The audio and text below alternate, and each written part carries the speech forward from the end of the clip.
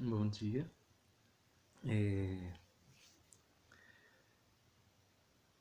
Para me apresentar um pouco de novo, né?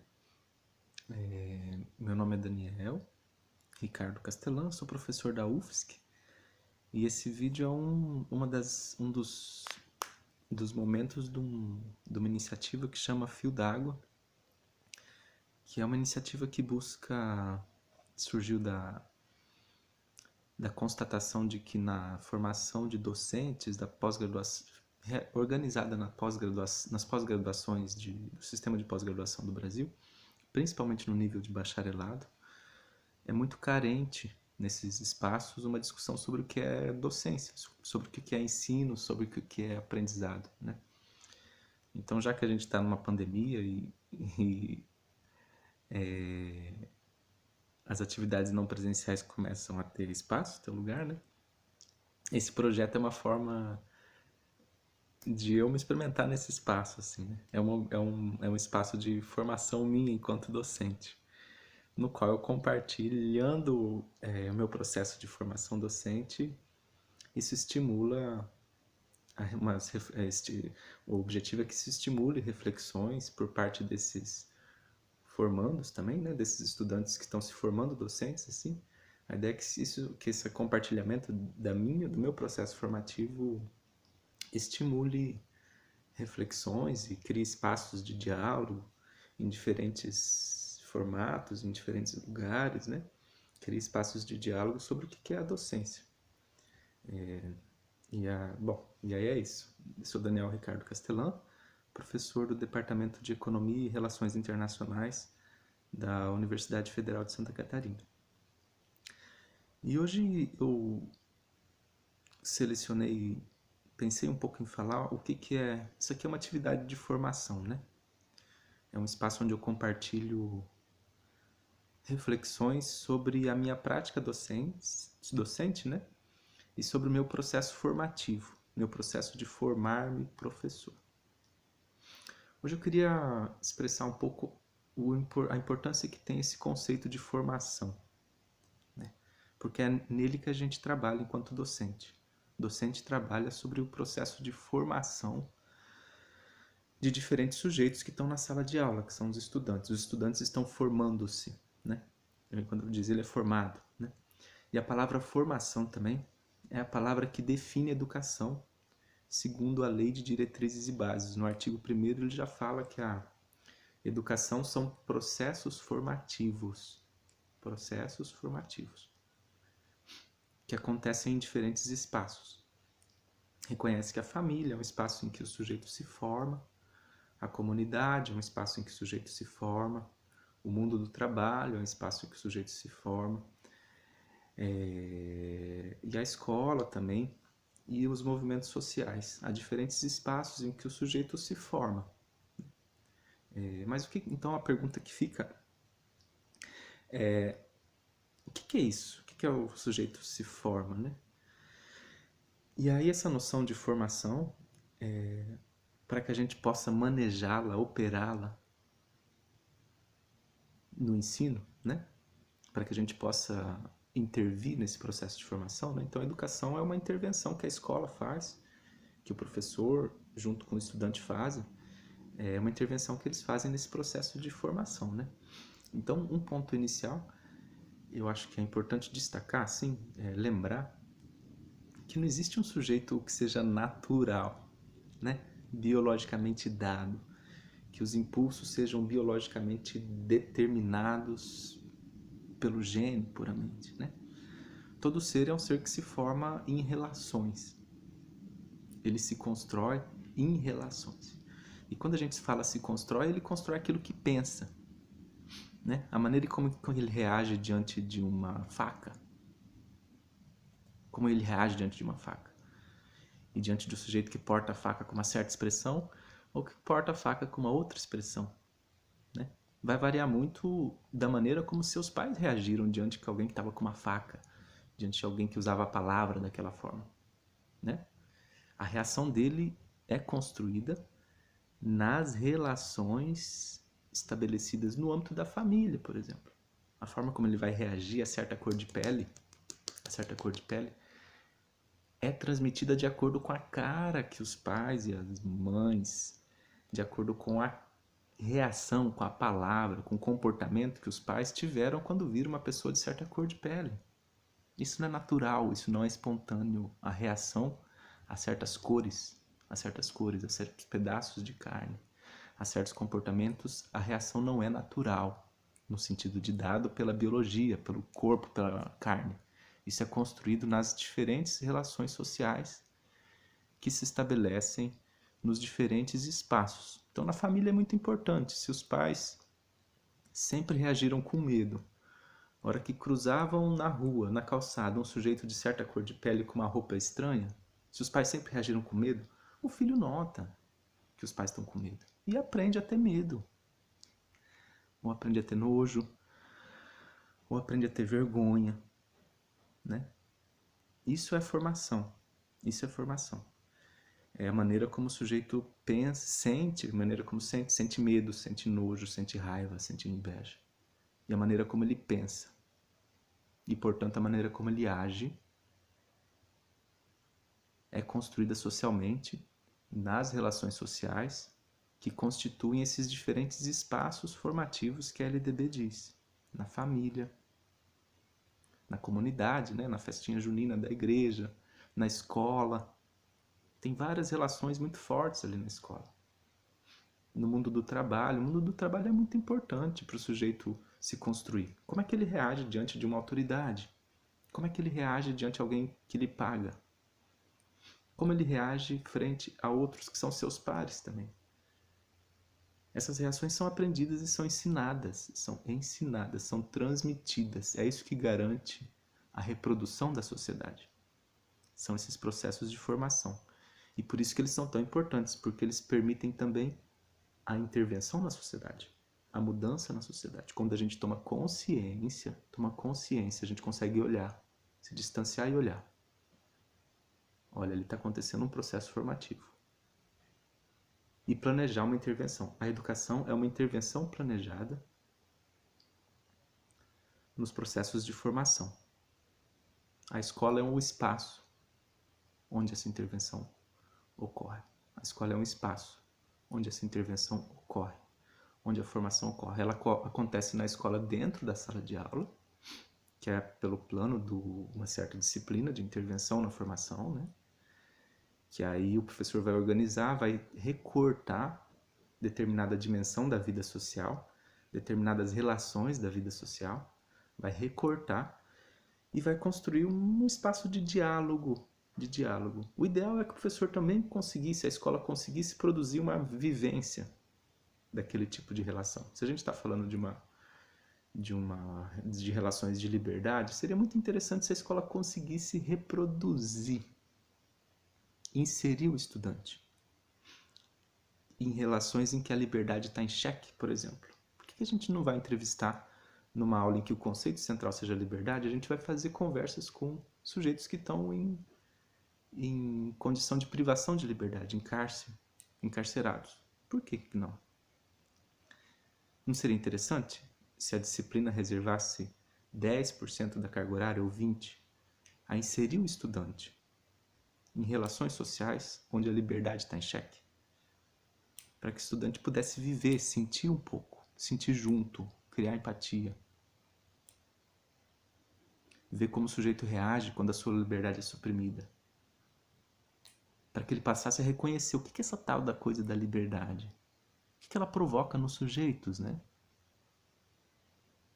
Então seria muito bom se a escola conseguisse construir espaços de integrar o estudante, construísse espaços em que o estudante pudesse vivenciar, experimentar aquelas noções, aqueles conceitos, aquelas ideias que são debatidos no espaço da sala de aula. A sala de aula é um espaço. Hoje é físico, mas não precisa ser físico. Mas é um espaço onde acontece essa intervenção nesses processos formativos. Então, se uma disciplina recorta o conceito de liberdade para trabalhar, um momento muito importante de trabalho é produzir uma certa vivência, uma certa experiência. Se a escola não consegue reproduzir essa vivência, pelo menos o docente é muito útil quando o docente resgata essa experiência já vivida pelo estudante em outros momentos. Será que ele teve algum momento de privação de liberdade? Será que ele já sentiu sua liberdade cerceada? Pode ser em casa, pelo pai, pela mãe, pelo irmão. Será que ele já sentiu a liberdade cerceada? É muito importante que o docente resgate essa vivência, essa experiência. Porque é daqui que vai surgir motivação, interesse, curiosidade, para o sujeito refletir junto com o docente e com os demais o que é a liberdade. E aí com o texto, quem sabe seja muito interessante ele dialogar. Olha que interessante que seria se esse menino que tem, essa menina, esse estudante, esse homem, essa mulher, né? Às vezes não é criança. Ele já se sentiu angustiado porque considerou que sua liberdade foi cerceada. Seria muito interessante se ele pudesse dialogar com um sujeito lá da Inglaterra do século XIX sobre que também teve sua privação de liberdade em algum momento. Se ele pudesse dialogar com um sujeito lá da Índia que passou por uma situação de privação de liberdade, refletiu e escreveu. O sujeito da Grã-Bretanha também viveu, refletiu e escreveu. O sujeito do Japão, que passou por circunstâncias de privação de liberdade, que viveu, refletiu e escreveu. Esses escritos, ou hoje, esses vídeos, ou esses áudios, tudo isso são recursos muito importantes que podem levar um estudante que viveu, que se angustiou, que temeu, que reconheceu certos conceitos, que pode levar esse estudante a construir um diálogo muito interessante. E aí, nesse diálogo, ele reflete sobre a sua própria prática e pode viver diferente. Ele refletindo junto, ele pode viver diferente. Em uma nova circunstância de privação de liberdade, ele pode viver diferente. Isso é muito importante. Isso é o processo de formação. Porque permite que o sujeito viva diferente e, portanto, seja outro. Em um segundo momento. Ele passou por certos momentos de opressão, vamos dizer assim. Né? Ele tinha ali sujeito mais simples, vivia de família simples. Sempre que ele passava à frente do posto policial, ele sentia que tinha alguma coisa estranha, porque o policial olhava estranho para ele. Quando passava outro, bem vestido, uma mulher bonita, o policial tinha outro comportamento, mas com ele ele sentia. Ele sentia. Qual que era a atitude dele antes de passar por um processo de formação? Raiva, ódio contra esse policial. Esse policial é um filho da puta. Eu vou matar esse cara. Eu vou matar esse cara. Filho da puta. Quando eu puder, o filho da puta, eu mato esse cara. Outra reação possível. Deus me perdoe. Eu sou assim. Esse sujeito está fazendo o trabalho dele. Me perdoe se eu provoco esse ódio nessa pessoa. O que a escola pode fazer? Produzir um diálogo. Que existe um sistema de opressão. Existe algo chamado racismo estrutural, que se perpetua. Existe algo chamado desigualdade, que se perpetua. E que faz com que certos corpos sejam submetidos a circunstâncias de desprezo, vamos chamar assim, de desprezo. Não porque Deus quis assim, não porque o policial seja filho da puta, necessariamente. Ele também é um coitado que também está inserido nessa estrutura. Se a gente produz na escola esse diálogo com textos, com vídeos, com áudios, hoje isso tudo é possível, tem uma revolução audiovisual. Vídeos, áudios, se a gente produz essa reflexão, se a escola é um espaço de diálogo, esse sujeito amanhã se comporta diferente. Né? Porque ele viveu, tendo vivido, ele pensou, esse policial é um filho da puta, vou matar esse cara. Né? E ao pensar, ele agia. O que a escola faz é, ele vive, ele pensa, ele dialoga e ele age diferente. Ao agir diferente, ele pensa de novo. Ao pensar de novo, a escola insere ele em novos espaços de diálogo e ele novamente age diferente. Né? Então é isso que se diz, isso que é o processo formativo, é uma intervenção organizada, planejada. Isso é educação, né? Isso é o nosso ato de educador. É planejar uma intervenção nos processos de formação que acontecem na vida em sociedade, através dos quais esses processos de formação constroem sujeitos, quer dizer, definem como ele vai reagir frente a certas circunstâncias, o que ele vai sentir frente a certas circunstâncias, o que ele vai pensar frente a certas circunstâncias, né? E é isso que faz da educação, isso pode acontecer. Isso aqui eu dei um exemplo de um caso de uma dimensão de cidadania. Como é que se constrói um cidadão melhor, né? Trazendo um pouco de consciência político-social que permite qualificar melhor a ação dele, em vez dele exercer uma violência contra o policial, porque se sentiu oprimido, eu até entenderia a violência exercida, eu entenderia. Levar ele para uma organização. Por que ele não se organiza politicamente, participa de um movimento social, talvez constrói com o policial o movimento de conscientização?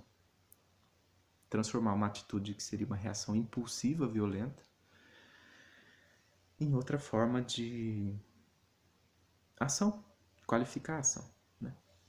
Então é isso, o processo de formação. E é muito importante a gente sempre ter em mente esses 3 momentos em que a formação acontece, que são muito importantes. Primeiro, ter em mente que a formação não acontece só na escola. A vida forma. A vida forma. Ponto. E a vida forma em 3 etapas que são muito importantes, assim, né? Isso varia muito, a literatura um pouco, varia muito não. Tem vários nomes, mas assim, amplamente a formação acontece isso, o sujeito vive, todo mundo que vive. Todo mundo que vive sente. Precisa resolver, precisa ajeitar a vida. E portanto pensa, todo mundo que vive, pensa.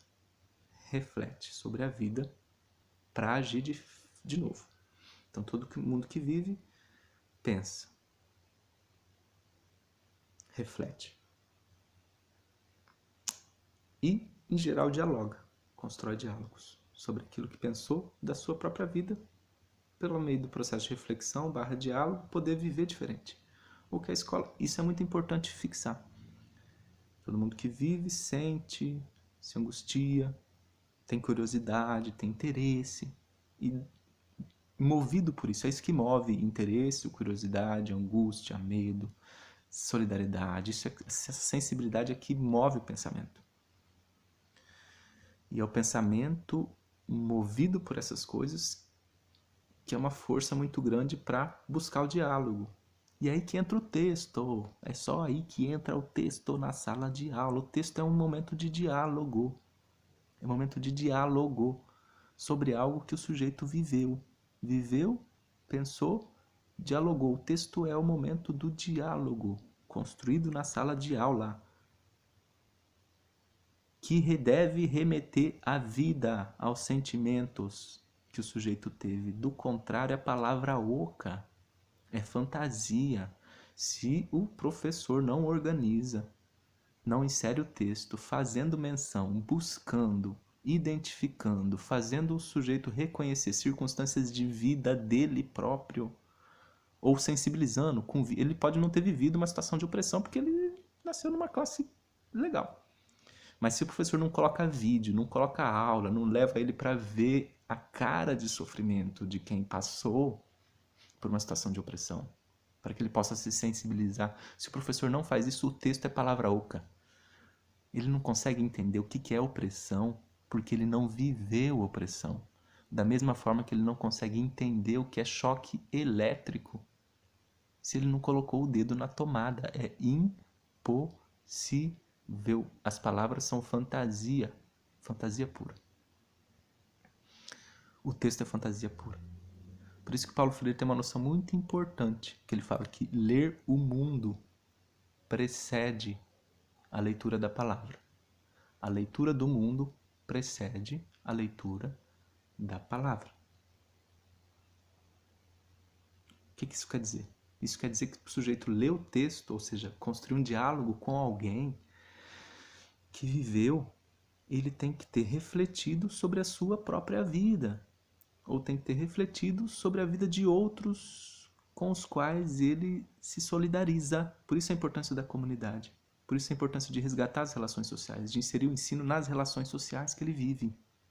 Porque é aqui que acontece a formação, é aqui que acontece a reflexão. Ou seja, a leitura do mundo, a reflexão sobre o mundo, antecede e é indispensável para a leitura da palavra, para a leitura do texto. Aí que entra o texto. Estou falando do texto, mas não é só o texto. O texto tem que ser, a ideia de texto tem que ser ampliada. Para quem está se formando docente, tem que ser compreendida como um dos recursos, uma das ferramentas de construção de um espaço de diálogo. Que é bonito, é muito bonito. Se alguém que vive uma opressão puder dialogar com alguém lá da Índia que está sofrendo opressão, alguém lá do século XV que sofreu opressão. Por isso que o texto não é ser jogado assim, pá, leia isso aqui. Tem que ser contextualizado. O que era opressão no século XV? O que é opressão na Índia? O que é opressão lá no interiorzinho do Nepal? O que é opressão de você sobre você mesmo? A opressão acontece, se manifesta. Esse conceito se manifesta em diferentes lugares. Por isso que o texto tem que ser precedido por momentos de resgate da vida do sujeito, por espaços de sensibilização, por espaços de estímulo, por atividades que estimulem, que despertem o interesse, que despertem a curiosidade, que despertem compaixão. Isso é ensino também, não é só o texto. São atividades que despertem interesse, despertem curiosidade, despertem estímulo, despertem compaixão. E assim incitem a reflexão. E assim incitem a busca do diálogo. Aí o texto vinga. Do contrário, é jogar semente em terreno pouco fértil. Essa é uma das dificuldades hoje da educação. Mas as dificuldades muito grandes, assim, né? O estudante vai para a escola, para a universidade, a gente está falando aqui de formação de docentes para o ensino superior em geral, né? É o público-alvo dessa iniciativa. Mas o estudante vai para a universidade com 17 anos, 18, assim, e antes disso ele viveu na escola, família. Escola, família, escola, família. Não foi inserido no mundo do trabalho, não viveu situações muito grandes de opressão, assim. Então ele não teve momentos de experimentar certas circunstâncias, né? Por isso que a universidade tem um espaço muito grande, não é só texto, não é só formar para o mundo do trabalho, não. O mundo do trabalho é importante, é muito importante. A gente vai falar mais depois sobre isso, assim. Mas ela tem um papel de reproduzir relações sociais muito interessantes, assim, em miniatura. Ainda mais hoje que a universidade é uma universidade mais aberta, com as públicas, né? São espaços onde você encontra branco, preto, indígena, rico, pobre. Então é um laboratório muito importante, em que o estudante é inserido em certas relações. Em certas relações. É uma sociedade em microcosmo. Hoje é. Antes não era, hoje é. E por isso muitas tensões, e por isso muita riqueza pedagógica. A sala de aula hoje das universidades públicas é muito rica pedagogicamente. E por isso é indispensável esse papel de mediação do docente que identifica essas relações sociais, a forma como elas produzem tensões, a forma como elas produzem angústias, medos, as reflexões que isso incita, para aí inserir um processo de ensino, um processo formativo. Não queria me estender muito, assim, mas deixar essa reflexão sobre o que é o processo de formação, essa reflexão sobre o que é o processo de formação, a importância no processo de formação de diferentes espaços, a importância do sujeito que está se formando docente reconhecer esses espaços de formação, identificar onde o estudante se forma. Isso pode ser espaço comunitário, família, mundo do trabalho em geral, trabalho, família, comunidade, religião, mas pode ser espaços virtuais também. Hoje é interessante, hoje é muito interessante da sociedade de redes, assim, que espaços virtuais formam o sujeito. Então, o professor tem que reconhecer um pouco, tem que conhecer bastante o estudante, para ver onde que ele se forma e como é que é essa formação prévia, porque é sobre ela que você vai intervir, né? E terceiro ponto muito importante, entender também que esse processo formativo, que é o processo que faz que o Daniel seja o Daniel. Que ele reaja dessa forma frente a um policial que lhe olha estranho. Que ele reaja dessa forma quando ele vê um negro, ou um branco, ou uma mulher. Esse processo formativo acontece em comunidade sempre, em sociedade sempre, nas relações sempre, mas por um processo em momentos assim que o sujeito insere em certas situações em que ele vive, ele experimenta, vê, seus olhos veem, cheira, em que ele vive, a partir daí ele reflete, pensa, porque é o pensamento que vai mover a ação, né? Ele pensa, e a partir daí o que a escola faz é construir diálogo, construir espaços de diálogo para que ele pense junto com outros, e aí reforme sua ação. Reflita sobre sua ação diferente, é um espaço de diálogo, é simples assim, mas a gente estrutura espaços de diálogo para que ele pense sobre a sua ação, sem muita pretensão. Talvez esse diálogo não é o certo, é só um diálogo, é só conversar com outro alguém, para que ele possa pensar, ele é autônomo, ele tem cérebro, né? O texto não é sempre o correto, mas é alguém para ele dialogar, é um espaço de diálogo. O texto não é sempre correto, o texto foi correto para o autor, talvez não seja para quem está vivendo hoje. É importante atualizar. Mas aí entender que a formação acontece por esses três momentos, porque aí entender a sala de aula. A sala de aula é um ambiente de aprendizagem. Esse é um conceito importante. A sala é um ambiente em que se organiza a aprendizagem. A sala de aula é um ambiente de aprendizagem. Pode ter outro. Hoje esse aqui que a gente está construindo, por exemplo, é um espaço virtual, é um espaço não presencial. Mas a sala de aula é um ambiente de aprendizagem onde planeja-se uma intervenção nesse processo formativo através de várias atividades de ensino distribuídas ao longo do tempo. Uma disciplina é isso. São atividades de ensino, atividades de intervenção distribuídas ao longo do tempo. Né? Essas atividades são de diferentes tipos. Podem ser atividades para despertar o interesse, despertar a curiosidade, criar empatia, fomentar o pensamento, incomodar, tensionar. Como podem ser atividades de diálogo propriamente dito, de texto, em que o professor media. O professor faz a mediação. Ele é o mediador desse sujeito, nesse espaço de aprendizagem. Ele media. Essa é uma palavra muito importante também. O professor exerce a mediação nesse movimento de formação do sujeito. Então, basicamente isso, são ideias, sim, e para ser coerente, esse processo de formação não pode só ser lido, nem ser só assistido, né? Se eu estou em processo de formação docente, eu tenho que me apropriar desses conceitos e viver diferente amanhã.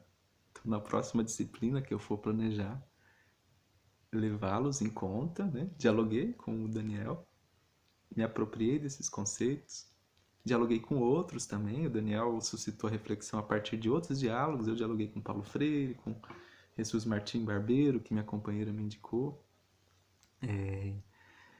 e com outros, né?